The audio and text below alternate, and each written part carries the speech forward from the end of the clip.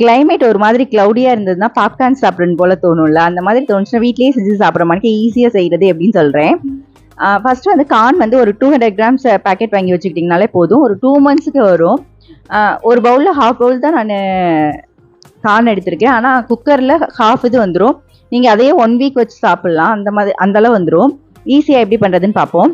ஒரு குக்கர் எடுத்துக்கோங்க. 3 table spoon oil ஊற்றிக்கோங்க. அப்புறம் 1 ஸ்பூன் சால்ட்டு, ஒரு ஸ்பூன் மஞ்சத்தூள் இதெல்லாம் போட்டு லைட்டாக இது பண்ணிவிட்டு லைட்டாக வறுத்துட்டு அதுக்கப்புறம் கார்ன் நான் எடுத்திருக்க அளவு ஒரு சின்ன பவுல் தான் எடுத்திருக்கிறேன். அதில் ஹாஃப் தான் எடுத்திருக்கிறேன். ஸோ அதை போட்டு கிண்டிகிட்டே இருங்க. ஒரு கார்ன் வெடிக்க ஆரம்பித்தோடனேவே ஏதாவது ஒரு தோசை சட்டி கூட நீங்கள் மேலே வச்சிடலாம். இல்லை, நான் வந்து தெரியணுன்றதுக்காக ஒரு கிளாஸ் மூடி போட்டிருக்கேன்.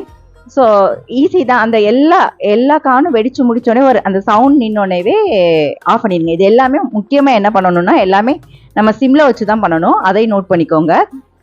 எல்லா கார்னும் வெடித்து முடிச்சு அந்த சவுண்ட் நின்றோடனேவே நீங்கள் குக்கர் ஆஃப் பண்ணிட்டு மூடியை எடுத்துருங்க.